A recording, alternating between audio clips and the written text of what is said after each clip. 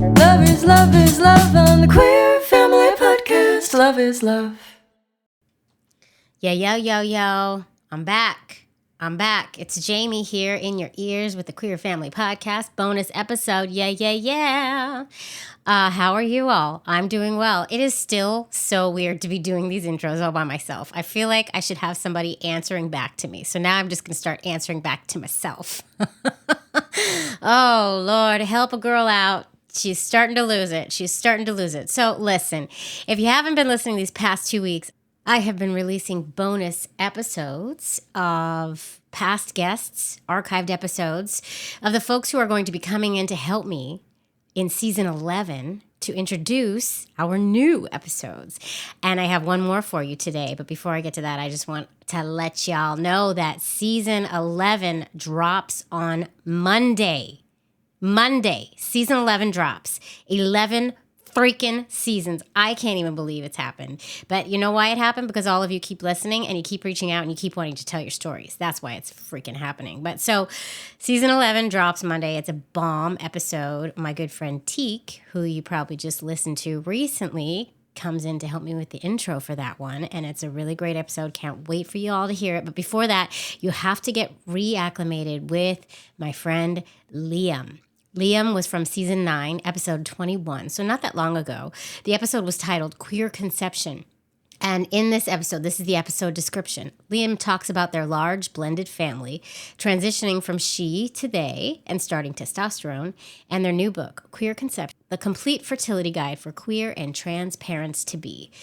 This episode was great. I learned a lot in it, and I think you all will too. And Liam's out there doing the good work, like this podcast is trying to do, like so many of our guests try to do, change the system, get rid of old ways, normalize our families, our bodies, our lives. And I'm still working hard to do it. I'll tell you what, I'm gonna be real for a second. I've been working really hard for this rebrand. I got the new name, I got the new logo, I got the new website. Go to thequeerfamilypodcast.com, check it out. I got the new theme song.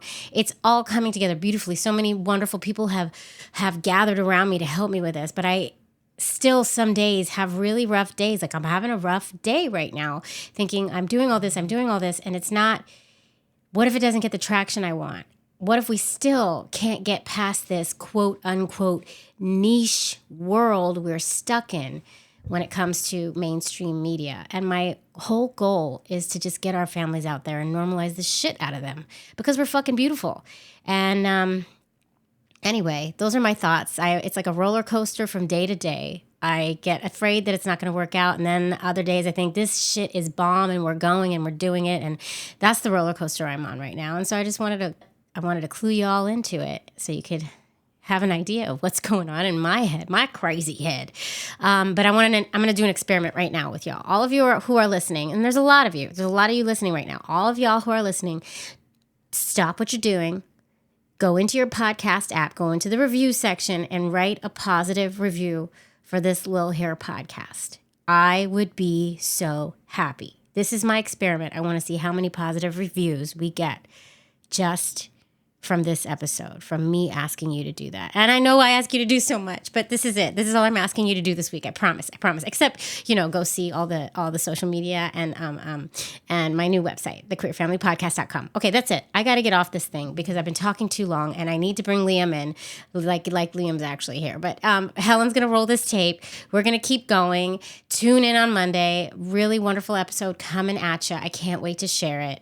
I'm not going to tell you anything about it, but just know it's bomb AF. I don't even know why I'm speaking like the kids today because I'm not a kid and we all know it. Anyway, okay, Helen's telling me to shut up because this is too much. All right, Helen, please roll the tape. Beulah, you too. Yes, you can both press the button. That's fine. Just both press the button, ladies. Okay. Love is love is love is love. This episode is brought to you by Zolar. We thank you for making our show a possibility. Thank you, Zolar. Thank you. Thank you. Love is love. If you don't have to make a family by taking a traditional ride. If he's not over his good talk, you would say.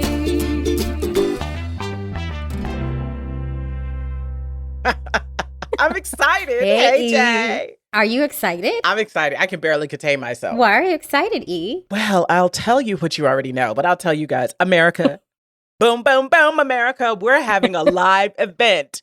Oh my God. Boom. Yes, we are. Yes. So mark your calendars for June 23rd, NYC Pride's, the conference at New York Law School in Tribeca. You guys, we are doing a live event for Pride. This just came to us. It's very last minute. Boom. We are super excited, but you Super. got to get your tickets ASAP now ASAP. because it's happening this week. Absolutely. Oh my God. It's an annual symposium of transformative change makers in the queer community. That's us. It's a full day of powerful conversations, networking opportunities, interactive workshops, and a lot more. There's probably going to be merch and giveaways and stuff. all kinds of stuff. And all kinds of stuff. Our And listeners queer people everywhere.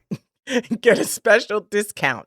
What's the fan code, Jay? We made sure y'all could get a discount. Here's your code. It's OCT15. 15% off all conference tickets. So you get 15% off. So if you're in the New York City area, you're coming here for Pride, you need to join us for our live Yes. event taping. Where should they go to get this information? Okay, so you guys are going to go to the events page on the nycpride.org website, or you're going to click the link that we are posting all over social media, or the link in the show notes of this here episode. And then you're going to select your ticket type. You're going to click register, and then you're going to enter your coupon code OCT15 on the next page. It's super exciting. I can't wait. I'm also slightly nervous that nobody will show up. So show up, y'all. Oh, God. People are going to totally show up. You want to see us live? You actually want to see us, right? And have a conversation or ask questions and be a part of this live moment. Come talk to us. Be a part of this. Before we talk about our guest, I want to tell you something, E. Tell me. I, for the first Oh, my time, gosh. went to an actual barber. I needed to get my sides done. I needed to get my sides cleaned up, and I've never gone to a barber for that. It was really scary. Actually, I did go to the barber once when I was 8 because I wanted to get my hair cut at the same place my brother got it, and the barber said the only way I will cut your hair is if you agree to cut it like a boy. And I ruminated on it for like 6 months, and finally I said, okay, let's do it. And I cut my hair like a boy so that I could get my hair cut at the barber. But that's a whole other story. Okay, first of all, I have to interject here and say it is super cute. Now, you can't see Jay's hair right now, but it is dope as fuck. The fade to it. Look, wait, no, So that's turn what- your head back to the side. Can you make sure you put this picture right here? Snap. Wait, I'm going to snap it. Go back. I'm going to take this picture. We're going to take this picture But and you're so going to that's see. the thing. I don't know what to tell the barber because they talk in different words than I'm used to. You say so I was fade. like, well, that's what I said. I said, I don't know. I want to, like do this, buzz the sides. And like, can you do like a fade kind of thing? Is that the right term? And he was Yes. like, he's a man of very few words. Anyway, Yeah, that it's super happened. cute. I went to the barber and I feel super lesbian and it's cool. I was sitting in that chair like he knows I'm a fucking lesbian. Wow. Isn't that interesting how our hair means like lesbian for us? I also am very conscious of not having non-queer hair. Like I want my hair to represent my queerness and I work hard to make sure that it does. I don't want to look non-queer. Is that weird? You don't want to look basic. I don't want to look basic. I don't want to be a basic bitch. Isn't that what they Nope. say? I don't want to be a basic bitch. No basic bitches No. around here. I'm so We're sad. just living that queer life. So, okay, let's do this. All right, This Liam. guest, Liam. Liam is a parent of 4, and as is usually the case with our families, they've got a pretty amazing story of how their family came to be.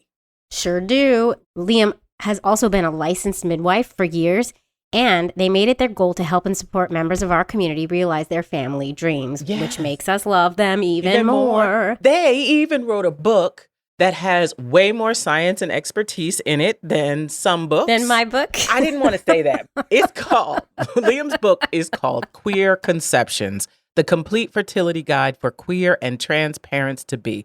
The book is tremendous. Liam is great. Yeah. Let's just bring Liam in because Let's bring Liam him can explain things way better than we ever can. And Liam doesn't ramble like we do either. All right. Helen is like, shut it and let's go. Your hair is basic and I don't care. I don't know. I just made her really New York. Okay. Roll the tape, Helen. Roll the tape, please. Thank you. Hi, Liam. Hi, Liam. Hi there. Nice to meet you. Yes. It's so good to be here. Great to be here with you both. It is wonderful to have you. We got a lot to talk about. I'm very excited. So before we get into anything, why don't we just jump right into that elevator pitch? Let's let our listeners know who you are, Liam, and why you're here. I'm going to count you in. I don't even know any more languages, so I can't do it anymore. So 1, 2, 3, action. All right. I am Kristen Liam Colley. I'm going by Liam these days. A lot of people know me as Kristen Colley. I am a licensed midwife and fertility specialist. And my practice is built around queer and trans family building and covers the entire childbearing process from thinking about having a baby, conceiving, through pregnancy, and into early parenthood. Love it. Boom. Wow, you did it. You I think did I it. did. You That's know what you amazing. do for a Yes. living very well. Timing is everything. Yeah. I also had this vibe just in meeting you. I'm like, I want Aaron and I to use Liam or to work with Liam in this baby process. Oh. I just instantly trust you. Your face, there's something so, you've heard this before. I'm I not have. saying anything new. Yep. Yeah, and it translates through the computer. Well, interestingly enough, when I listen to your podcast, it's hard for me to listen to it because almost every family that comes on there, I'm like, oh, but they just need to know. They need to know this or that, or I could help them so much. But it's something you recorded a long, long time ago, and a lot of people have already been through their process. But you hear these stories of the struggles that people go through, and just the ways that our round families are trying to fit in the square hole of what is available mainstream around fertility and conception. And there's so much that's left out. Yeah. So this I just, heteronormative square yes, mold. yeah. Could you give an example of, I don't mean from our podcast, but can you give an example of something that you think, oh, if only they had known, you know what I mean? Yep. Sure. Here's an example. So, queer couple, they want to make a baby. They go into their local fertility clinic and they have to pay for a bunch of lab tests that are not appropriate for somebody who has no infertility history, no concerns. And they're offered ultrasounds and trigger shots and medications that we're just now starting to get some actual literature that's designed around donor insemination populations that say that you do not increase your chances by starting with medication. And that the way that timing of insemination is done in an infertility clinic is either they tell you to pee on your OPK once a day and come in the day after you're positive for your insemination, or they're doing ultrasounds and a trigger shot. And both of those approaches can fail you. The ultrasound and trigger shot has the risk of having you inseminate too late, because if your body was just about to release that egg when you got your ultrasound, it's not going to wait because you got the shot. Right. Some people end up missing the whole cycle because the day of their ultrasound, they go in and it's already happened. So that's going to cost you time, going to cost you money. And even if they're just doing the OPK method and they tell you, come in the day after you're positive, the egg only lives for 12 to 16 hours. And when sperm have been frozen and they're placed inside the uterus, they only reliably live for maybe 24 hours, but their actual, period of time when they're actually functional and could fertilize an egg is more like that 12 to 16 hour window that is the lifespan of the egg. So you're trying to hit a 12-hour window by testing your urine only every 24 hours and assuming that everybody ovulates 24 to 36 hours after they're positive, and it's not true. So this person who's gone into the clinic in an environment and an approach that's not even oriented towards their clinical situation, let alone their social situation of, being a queer family. And then there's all these straight white people on the walls. All over. Yeah. And the one token queer couple. Right. Yeah. Yeah. But also white. And so the way that I work with people to identify their ovulation pinpoints ovulation within about 12 hours by things that you can observe on your own at home. Mhm. And I've had a number of clients who were timing their inseminations way earlier than they ever would have been timed in a fertility clinic. And these folks are getting pregnant on first or second cycle.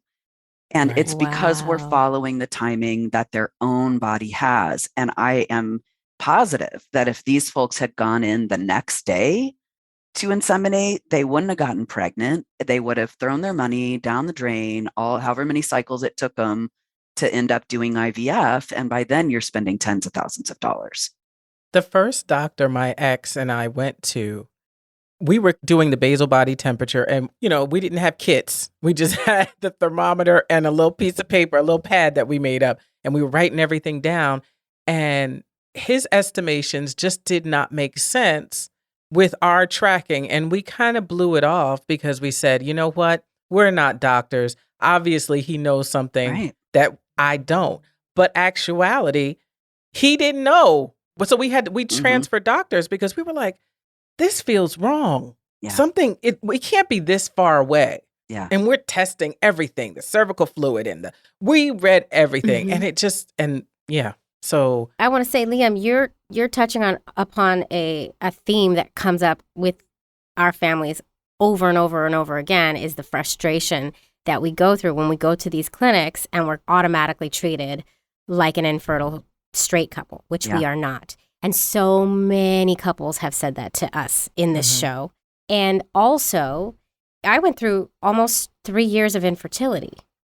And I think I needed you. I think you're right. I think that it was not timed right. They weren't listening to my body, which is like really freaking frustrating. But I didn't know any better. Right. I didn't know. Yeah. And it's thousands of dollars. Oh my God. down the drain. I spent over $50,000 Yeah. to make more probably through Yeah. the 3 years. So everybody needs, anyway, the Everybody lesson in the needs story, Liam. everybody needs a I Liam. mean, yeah, for real. I'm like, can Liam come back every once in Oh a my while God, and Liam, we just ask questions? You become our in-house We can midwife. take callers. We could take I'd callers. love that. I could Oh do my it. God, that would Yeah. be so cool. Let's do it.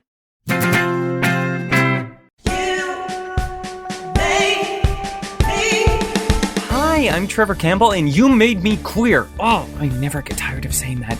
I'm so excited because my podcast, You Made Me Queer, is back for its second season. Every episode, I invite a hilarious LGBTQIA plus guest to point the finger of blame at who and or what made them queer. And I've had some very vindictive guests, like the Great Canadian Baking Show's Colin Asuncion, She's like, FYI, I'm the only one here who knows how to read. CBC's Because News host Gavin Crawford, Proudly wandering around, be like, yeah, it's our gang, the Thoroughly Modern Millies. the Bedpost podcast's Aaron Pym, Early Disney, they were drawing women with dump truck asses. RuPaul's Drag Race's Jinx Monsoon, I remember being a little child and thinking, I would do that. CBC's chosen family co-host Trenna Winter, Being an old soul means you're a deeply traumatized person. and welcome to the Dollhouse and the Princess Diaries, Heather Matarazzo. I mean, if he had a dick, he could suck it. New episodes are released every other Thursday on the Sonar Network. So put on your best powdered wig or whatever jury members wear nowadays and stop on by our House of Justice, where the AC is usually broken and the category is always Red Hot Queer Retribution. Subscribe wherever you get your podcasts. Until next time, remember, we're here, we're queer, and it's your fault. Before we go more into all your amazing information and facts that you have that I think we all need to learn and hear, I want to talk about your family because you also have 4 children. And I would do. love to hear the story of how your family was formed. Okay. Well, let's see. When I graduated from college, 1994, I was pregnant. Didn't know it. Didn't plan it. Oops. Oh, oops. Was not out yet. And I went through that pregnancy, and I would say within about 4 months of being a new parent, when you go through childbirth, at least for me, it was so deeply affirming about what my body could do, Mhm. I feel like it was really the personal growth that I experienced through that process was just massive. Mhm. And of course, when you become a parent, that intersects with every aspect of identity you walk through the world with. So it didn't take me long in that process to realize, I'm actually queer. Uh-huh. And I was with my daughter's dad. So, we'd made this baby. We're staying together. We're doing this. And then by the time my kiddo was 2, I was like, okay, I gotta come out. Like this is not working. Can't push it down So anymore. yeah, I had what at the time felt like a very late coming out. And, you live and you learn and you realize people come out at all different times in their life. So my experience as a parent of a young child was, simultaneous with my coming out process. And Hmm. so her dad and I split, and I decided to move out to Seattle and go to midwifery school when she was 5. And by the time I was in my last year of midwifery school, I met my ex-partner, and she had 3 kids. Her kids had a little gap in age, and mine fit right in there. We were like the queer Brady Bunch where, it all fit together. And her kids had been conceived, each child conceived differently. She had originally conceived our oldest with 2 gay men. And then she had been partnered with somebody else, and she and her ex had each carried a child. So the Wow. oldest has kind of, one genetic donor, but had 2 donor dads. 2 donor dads and your ex, and they co-parented Uh-huh. together. And then, Wow. yeah, but then, and then ultimately then her partner as well. And Wow. then my child that I gave birth to, ended up with my ex, 3 new siblings, plus me, plus her dad, plus her dad's partner. Oh my And God. then the next kiddo, he has me and my ex and her ex.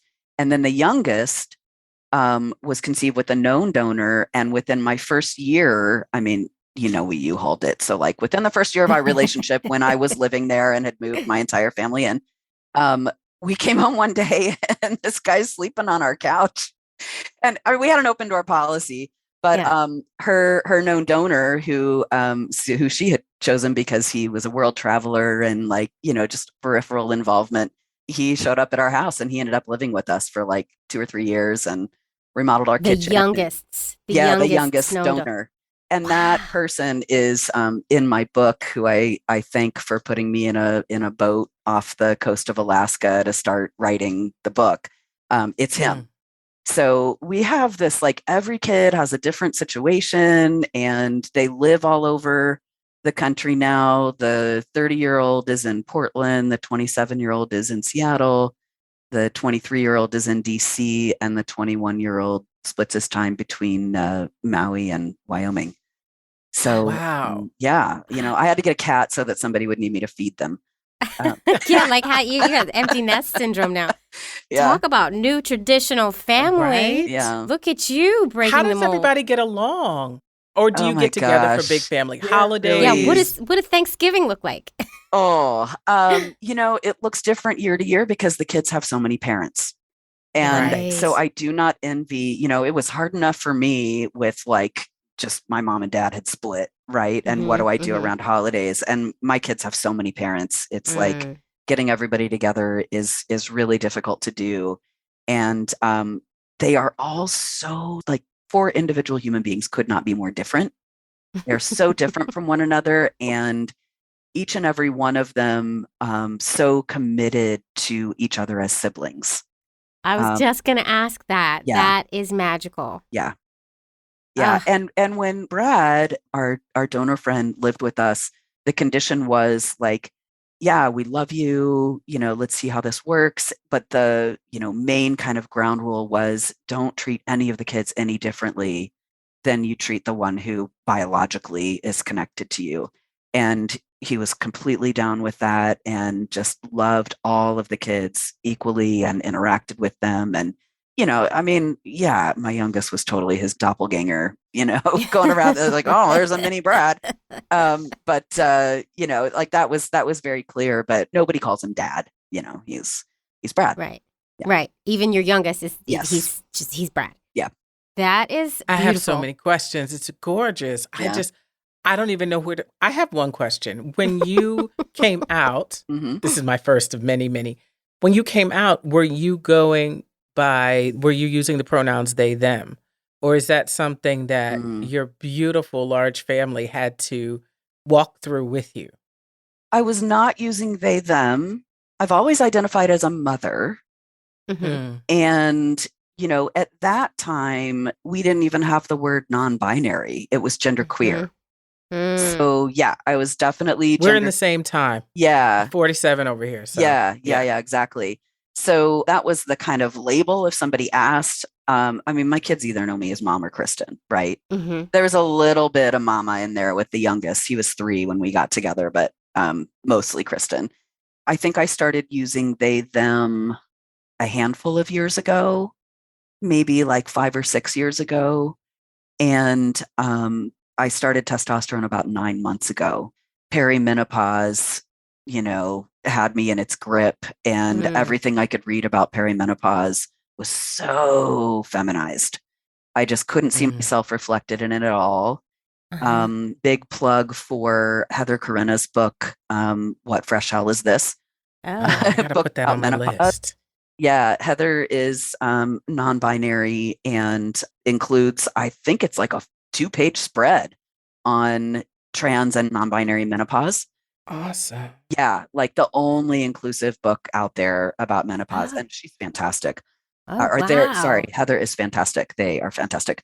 I misgender myself because it's been 47 years plus, Mhm. that I've had to pick one because there was only 2 choices and they just decided, hey, we're picking this one. Mhm. So I am still adjusting and I've always felt like a mom Mhm. and a wife. So I'm learning Mhm. where it matters to me. Like I don't like to be she'd, but sometimes I she myself and we're Yeah. working on it and I have patience because I've stopped. I don't know, and I would love to know, did you feel a sense of like you made jokes. I made a lot of jokes. Like my kid, we would make jokes and I said I'm they them, they them it. We laugh and stuff and I Mhm. was like, I got to stop making jokes. This is Mhm. literally not funny and it is important to me. Mhm. How was that process? Or did you how was that process? My kids are very much queer enculturated, Mhm. and one of my kids is trans.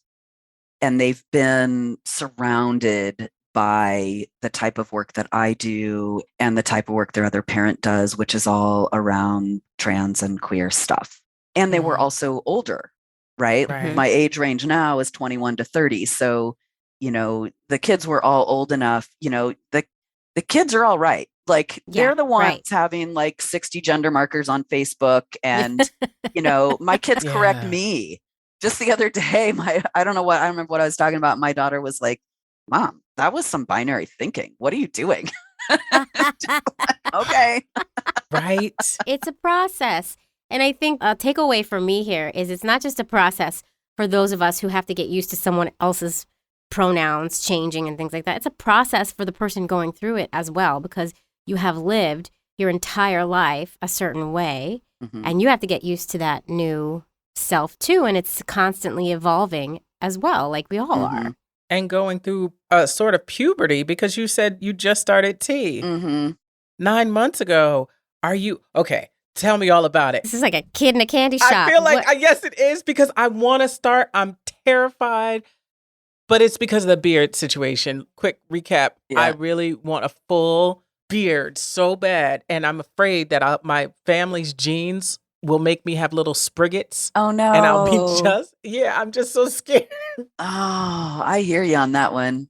How are you feeling on the T? I feel great. And what I want to say is, you don't just transition. It's like you come to awareness about parts of yourself that you had to put away or put aside in You're order gonna to make me function in the cry. world. And so it's not like you just, maybe some people do turn on a dime, but my experience is you're sorting it out midway, yet you're in relationship to people. And we have these things called words and pronouns. And so you're trying to navigate your own self knowing and manifestation, while at the same time communicating that to people that you love, or even just that you meet. And so, it's really tricky. There's no right way to do it, but just remembering that it is a process and it takes as long as it takes, and it starts where it starts and it ends where it ends. I And think that's the part that's hard for me. The age thing, because you said you're about to be 50 and you started T 9 months ago. So that puts you and I really close to a journey, right? And because where are other of us that I don't know, but you're here. So I feel like you're here for me. Thank you so much, Jamie. I'm really happy this all happened. How do you reconcile some things at this age? Because the age thing, tell me about it. Well, my body was transitioning whether I liked it or not. Yeah. And I have walked through the world perceived female. Mostly when I was a little kid, I could pass and I loved it. And I cried the day that I realized I was getting boobs, because I knew I wasn't going to be able to pass anymore and get people to see me for who I am. So I just thought, well, I've walked, if I should live to be 100, then I've lived half my life being perceived primarily as female. So why the hell not? This is just a bag of skin and bones that I've only got for a few more years and then I'm dead. So the kind of bodily integrity piece of it. And like, as somebody who I went through a pregnancy, I was deeply transformed by the experience of giving birth. I found my power as a human being, and obviously found my calling in the process as well. But I have a deep reverence for the body and for what bodies who can conceive and harbor and grow and give birth to new life. Like, we're special. We've got something pretty cool going on in these bodies that we were gifted. And that's beyond gender, but still you walk around in the body you were given. And guess what? We have science and we have medicine, and we can utilize medicine to make our lives better. And I will tell you, in answer to one of the questions you asked a minute ago, about what that was like for me starting testosterone, it was like this entire set of self-policing I was doing in order to fit in with what was expected of me as a perceived female person. I could feel, even just in the very, very beginning of it, like those guardrails are gonna fall to the wayside, and I'm not gonna have to function that way anymore. And even now, I am planning to have chest surgery, but I haven't yet. And this chest gives me away because it's sizable. But just like if I'm wearing like big clothes and I've got a lower voice and I reach out to shake somebody's hand and introduce myself as Liam, I'm perceived as male. And it is such a breath of fresh air. I mean, there was also a piece of like, oh God, now I'm like perceived as being part of rape culture. Right? Right. Because that's a reckoning. Right? Huh? Right. Like, yes. oh, you can't just take the parts of masculinity that feel affirming. Like there's a whole, 49% of the population that have a different set of expectations in the world. And a lot of it's really shitty. Oh, I should watch my potty mouth. I don't know what our guidelines are. Okay. You don't have to You watch got all the words. any potty mouth. You can say So, anything you want. it's a mixed bag, and like there are probably like conversations I could have with somebody on the street, perceived female, that I won't be able to have anymore. Right.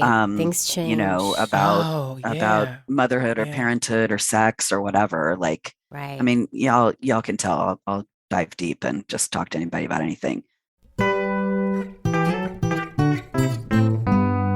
Today's episode is sponsored by Zoller. And so, I have to ask you, how are you and Aaron doing with that baby making? Oh, listen, let me tell you. Of course, you're going to ask me that. We're still in the infancy stages. Get it? Infancy stages. But, she's ready. I'm old, You are old. It's true. But that doesn't mean you can't make a cute little LGBTQ baby. That's the beauty of having two uterus. Well, mine is not on the auction block anymore, but hers, no. Absolutely. Right, exactly. Yeah. And you should use Zoller to do it. Zoller offers a most complete and comprehensive prenatal vitamin, which includes 300 milligrams of DHA, the active formula of folate, which is important, bioactive B vitamins, chromium, also important, lutein, and a whole lot more. That is all important stuff. I know because I took a whole bunch of them when I was trying to get pregnant. It in is different important pills. stuff. And we have very cute boxes and everything that Zola delivered to us that Erin has started popping the pills in those little cute, it's really well packaged. She has started taking their prenatal vitamins with DHA in it. So she seems happy and they don't seem difficult to take. So there's that. Well, this is very exciting. We are going to make yet another baby on If These Ovaries Could Talk. Oh my gosh. I can't breathe. I love that you're just asserting yourself into our business. And I'm happy about it because I feel like you're a younger parent and you can hop in and do certain things that my knees just won't let me do anymore. Right. Well, I don't know if I'm going to help you with that, but I am invested now and we are going to make this happen. This is good. I'm glad someone is invested and ready. Okay. So guys, with Zola Prenatal, you can rest assured that you're providing you and your baby with the best you deserve. Yep. And they have an offer that is exclusively for If These Ovaries Could Talk fans. Listen, I'm sure some of you are out there in the baby making process, right? So all you have to do is use code PREDHA25. That's PREDHA25 on Zola Prenatal DHA at Amazon.com at your checkout, and you will save 25% off your purchase. Come on, y'all. 25% off, that's huge. Yeah, it's true. And we're making so many babies. You're just going to use code PREDHA25 on Zola Prenatal DHA at Amazon.com. Checkout for 25% off your purchase. It's ZAHLER is how you spell Zola, by the way. Boom. You said midwifery, correct? Midwifery is the correct pronunciation. Mm-hmm. It's so gendered. And I was going to ask, is that an issue for you at times? You know, I thought about that. I thought long and hard about it a few years ago when I had a transition in my practice. And the meaning of the word is with women, right? And obviously the folks I'm with are not all women. Right.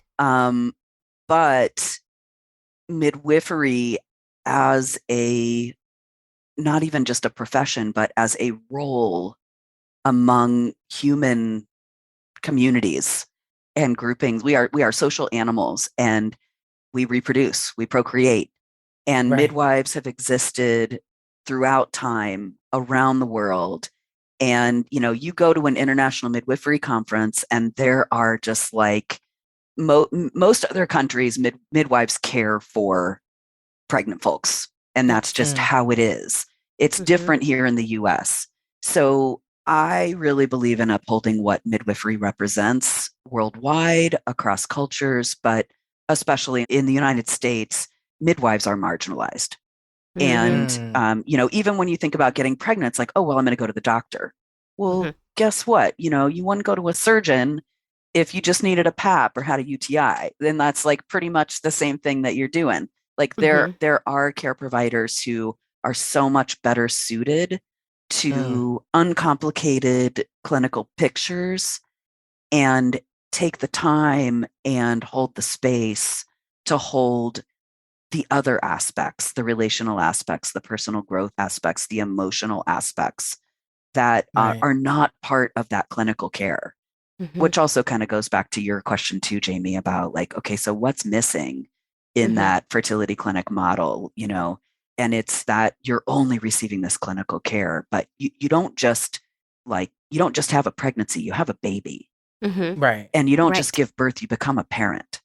And so that's massive. Yes. So I have continued using the word midwife because I honor the profession while at the same time recognize that I am deeply marginalized within my profession. I just am holding space.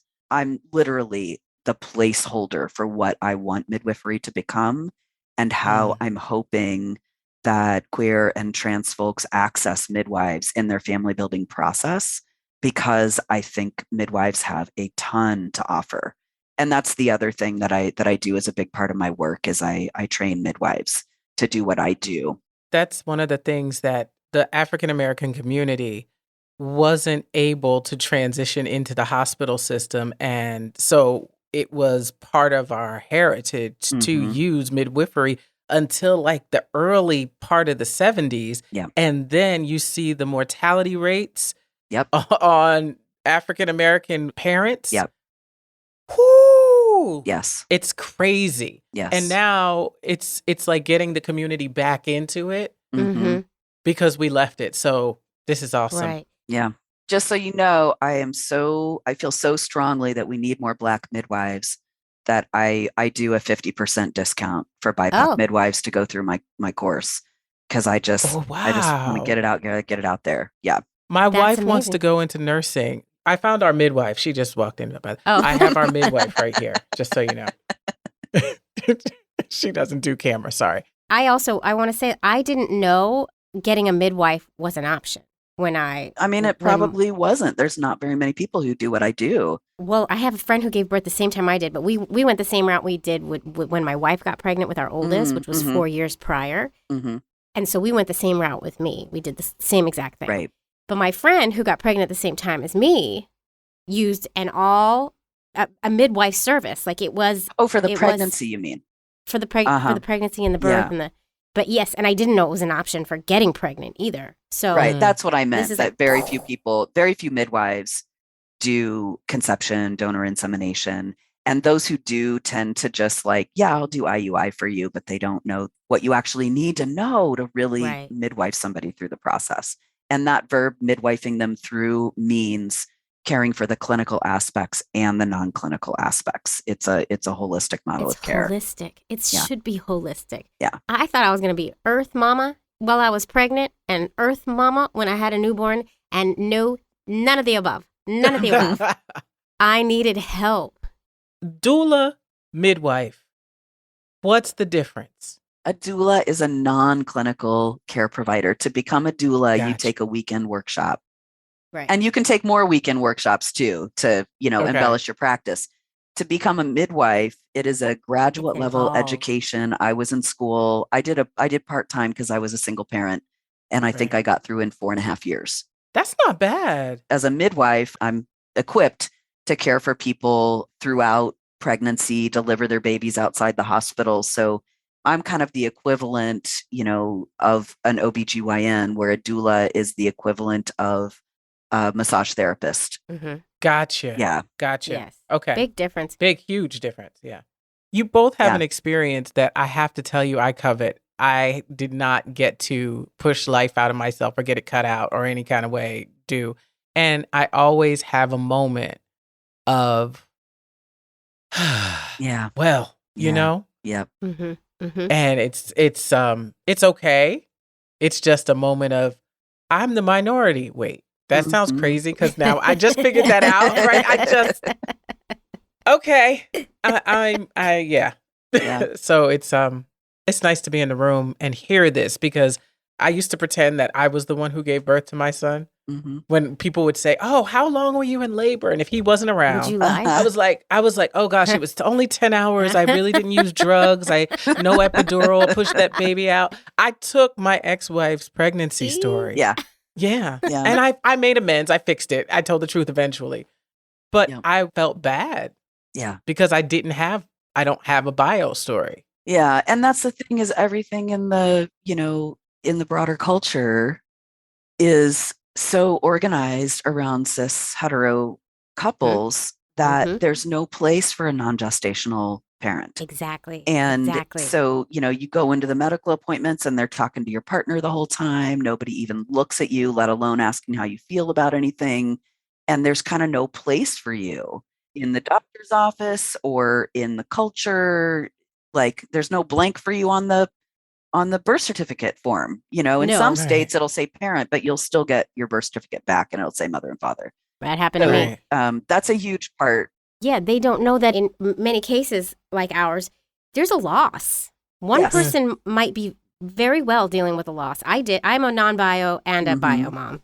Mhm. I definitely experienced that loss. I know that feeling. Yeah. And you're right, Liam. There's no space for that in this heteronormative world. Mhm. There's no acknowledgement. It's not even on the radars. Why would they think anything of that? Right. Right. You know? You're not providing Um, gametes, so Right. chopped liver. Yeah. Yeah. Yeah. Okay. I really think we could talk all night long about every single theme that comes up It's for true. our families. But here's the thing, and I think here's a promise. If Liam has time, we're bringing Liam back. We're going to figure out ways. Absolutely. If Liam has time, I really do want to bring you back, Liam, and have you as kind of one of our experts because I'd be Yeah. so down. Yeah. we know that we are not experts. Okay, so Liam, let's talk about this book. Okay. Yes. Why'd you write this book? Well, as we have experienced in this conversation, there's a lot that people don't know, don't understand, a lot of needs that are unmet. Mhm. And gosh, I just feel like I should apologize for taking so long to do it because I want people to be held. I want people to have the information they need. I want people to not waste their money in models of care that don't serve them. And I want people to feel supported and affirmed and, all along the process to have the non-gestational parent spoken to and acknowledged as a vital member of the family. And these are all things that, although we may struggle with it individually, collectively, they're things that we all know. And once we get in a room together, we just like, oh yeah, okay, there's shared experience here. Yes. And so we can have this conversation. So my goal in writing this book was, ultimately to make the world a better place and to raise the platform for what we expect for ourselves and what we expect from our care providers around conception and family building. This is exactly why this podcast was started. This is exactly why we wrote the book we wrote, because there was a void of these kinds of conversations anywhere. And I got to say, as the person on the other side of it, they saved lives because I was almost not here because there was no information 12 years ago with how I was feeling when my then wife was pregnant or gave birth. There was no information. And it was horrifying to feel like I was so broken and the only one with this journey. It just wasn't talked about. So this podcast, your book, the work you're doing in the world, I believe the work all three of us is doing in the world is literally saving someone's life. We don't know who, we may never. Right. But Right. And Yeah, no it is. information and no affirmation. I want to Amen. add that, right? Yeah. This is okay. We're gonna let you talk, Liam. Just take. Okay. Yeah, I know, take right? the floor, Liam. This is so important, and I can't believe that we can count on one hand, maybe two hands, the amount of resources that are out there for us. Still, Yeah. Right. still, right? Right. So take the floor, Liam. What do you want me to talk about? I want you to be a call. Can we do a call in? One day we should do a call in, like, because I'm sure people have questions for Liam as well. Maybe writing your questions, folks. And when we have Liam back, we can answer some of the. I'd love to Liam do can that. answer the Write questions. in your questions great while you're idea. listening to this episode and send them right over to ovariestalk@gmail.com. All right. And we will bring Liam back. But okay, Liam, talk about your book. I just love to hear you use my name over and over. Thank you. You're welcome. You're so It's welcome. new. And every time it's like, gender euphoria. But you look like Liam to me. You do Thank look you. like Liam. Thank you. Yeah. I'm just sharing my trans joy with y'all. I love that. Yay. Thank you. I'm going to cry. So, okay, what's the name of the book? The name of the book is Queer Conception, the Love complete fertility guide for queer and trans parents to be. I love it. And that's a really great Yes. side book to if these overs could talk the things we learned about making an LGBTQ family. Yep. It looks so exciting. Can you hold it up? Yeah. Look at that. That's beautiful. It looks serious, but also like important and enough of the maternal. I know I'm making a lot, but it looks like a book I would pick up. And that's Good. exciting to me. Good. And you can see I was mid-transition when I had to approve the cover. And I Right. didn't Oh, know yeah. my given middle name starts with L. So I was like, well, I'll just put that in there. It'll still be my legal name. And maybe I'll just pick a name that starts with L. Because it's your And, dead name on the book.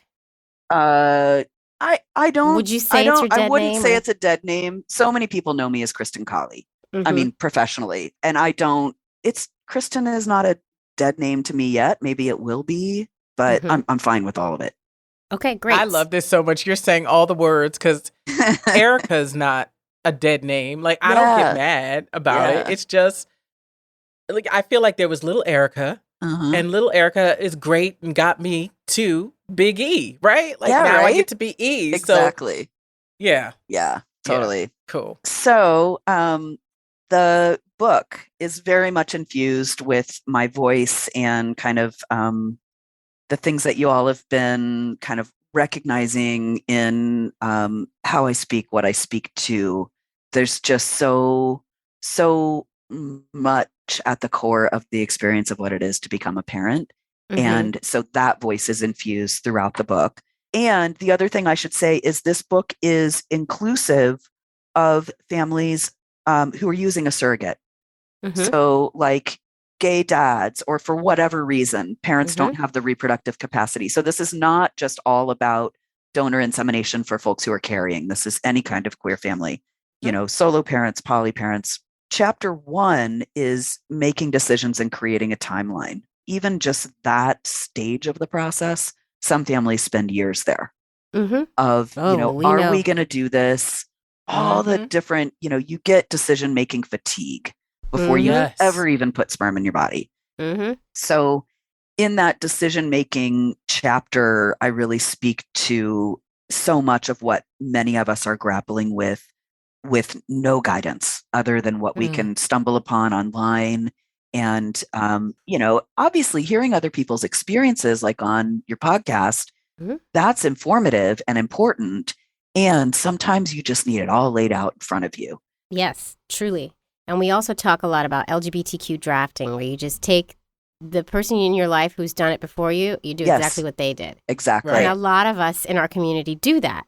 Yeah. Because that's the blueprint we have and it worked. And so, okay, Right. I'm going to do that. I'm walking that path. Yeah. Somewhere in there, I think maybe the IVF chapter, I mentioned that. And like, if you have friends who went to a certain clinic and you want to go there because they did, be sure and ask ask deeper questions like, how did it feel to be in that clinic? Did you see images that reflected you?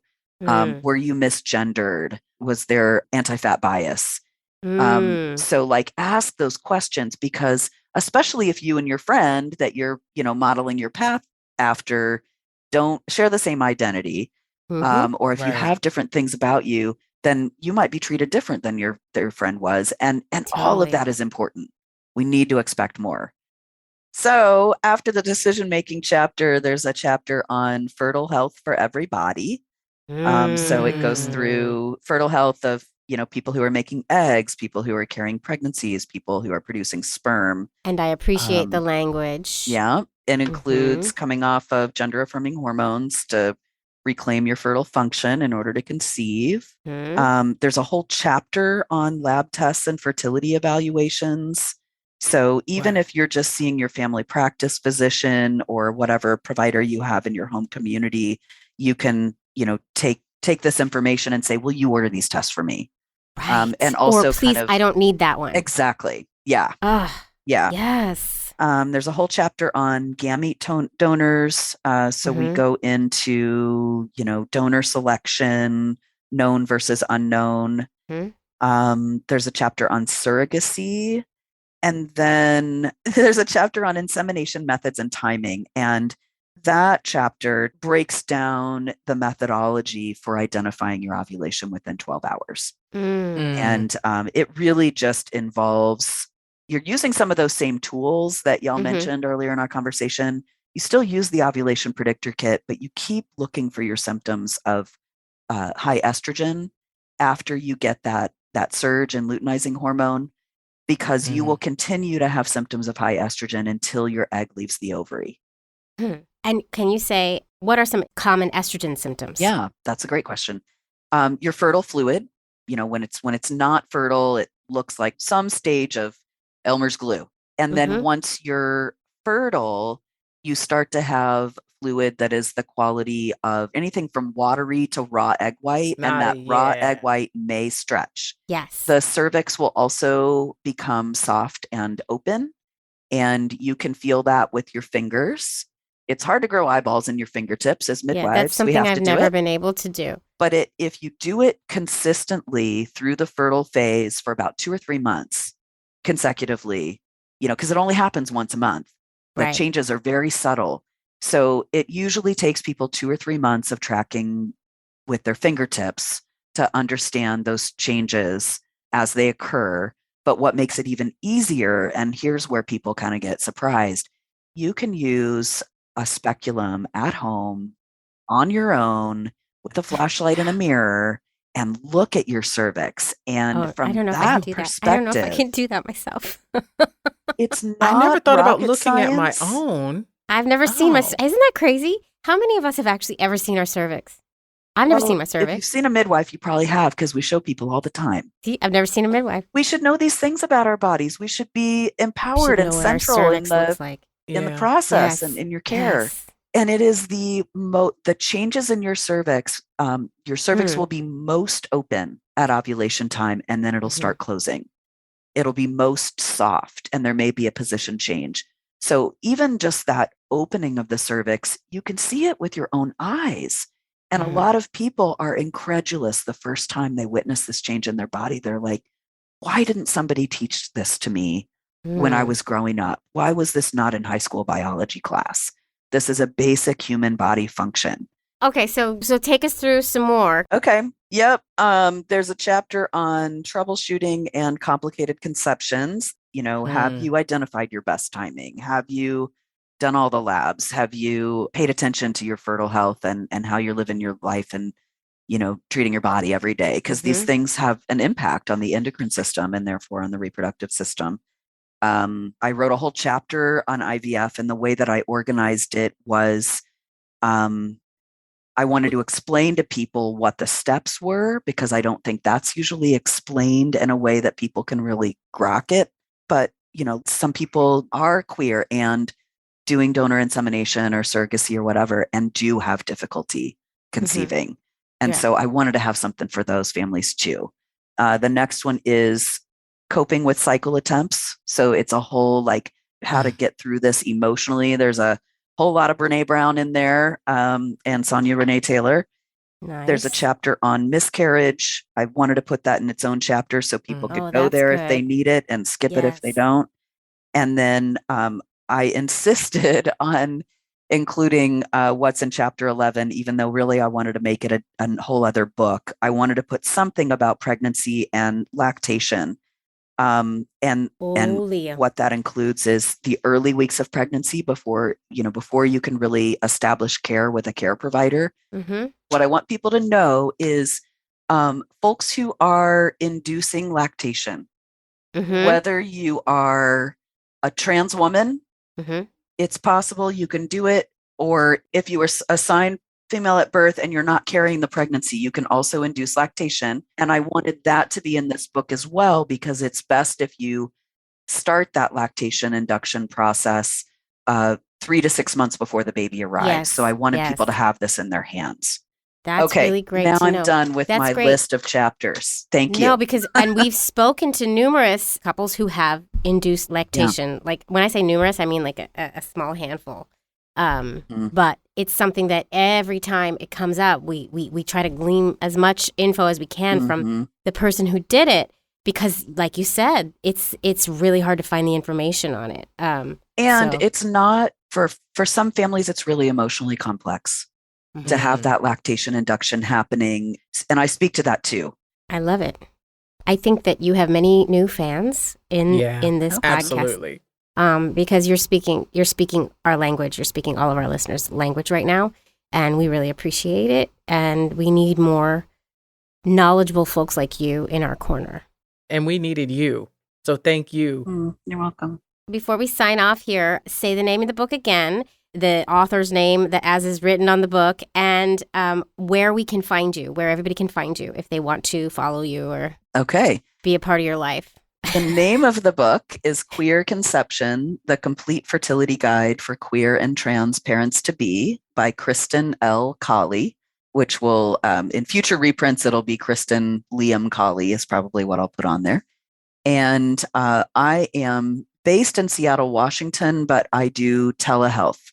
So you can find my practice at www.mayamidwifery.com, and that's MAIA. And midwifery is spelled MIDWIFERY. And so what this means is you can go to my website. I can be your midwife no matter where you live. I can do everything but the IUI procedure. In terms of families who are conceiving via insemination, I can order labs anywhere in the US. I can meet with you, give you, guidance and do your clinical preconception care.